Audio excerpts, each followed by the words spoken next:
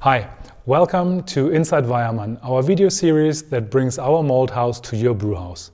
I am Axel Jani, I'm one of the international customer consultants here at Weyermann, and today's topic is what is foam, what's foam stability, how to improve foam as well as body in beers.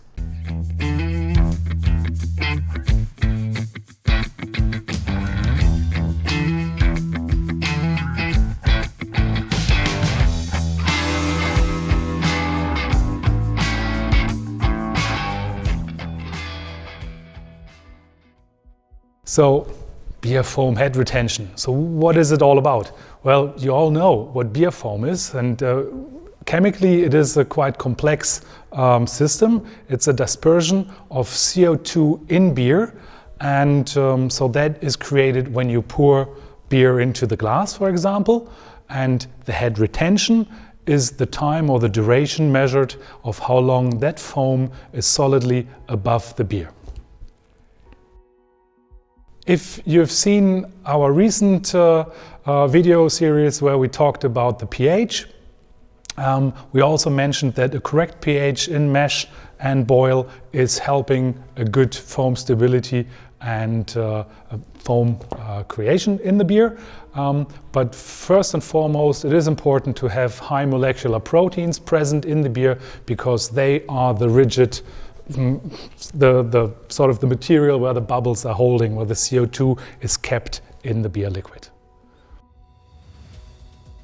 Of course, Weyermann does have two products that are helping beer foam head retention as well as giving body to beers. Actually, there are only two, but Carapils and Carafoam are the same product, whereas Carafoam is a very nice descriptive name of what the malt is doing, Carafoam. It is registered in the United States. Elsewhere where in the world we call the same product Carapils. It is our oldest trademark dating back to 1908. So even in 1908, Carapils was available or was developed in order to create beautiful foam in beers like that painting depicts on the behind me. And so Carapils and Carafoam are the ones very pale colored technical malts to improve foam stability, whereas Carahell as a darker one is also beneficial towards the foam, but also giving great bodies to Helles, for example. I've just talked about the high molecular protein, but how does the maltster do this? How do we do this at Weyermann to keep a lot of high molecular protein in the malt so that it is beneficial for you in the brew house? Well, it is a bit of a two-part process. In the germination box, we control the green malt modification in a way that we are keeping a lot of high molecular proteins in large molecule size rather than having it over modified.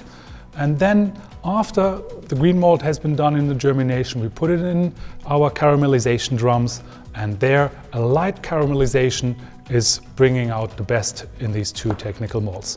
And as you can imagine, Carahell, being the darker one of it, gets a slightly higher temperature during caramelization. You may ask yourself, how much Carapils or Carafoam do I have to give? Well, if you add 5% of Carapils, Carafoam into your malt bill, you are increasing the foam creation. Yeah?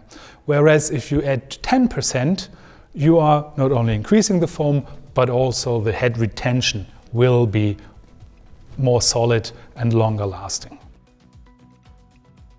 Our product Carahell, when you think of that name Carahell, well, that is derived from the Munich Helles, the beer style from Munich, and the importance of a solid and long-lasting foam can be really visualized by the idea of you being down in Munich and you're pouring a beer from the cellar and then bringing it out into the beer garden. You know, the ladies with the beer steins are holding them and have a long way to walk because you guys are going to sit all the way in the back of the beer garden. And once the beer gets there, the foam should still be there solid. and that was the reason why Carahell was developed back in the days. Thanks for watching Inside Weyermann. I hope you enjoyed it again. For the other videos, please visit us on our social media channels and stay tuned for the next episode of Our Malt House to Your Brew House. Cheers!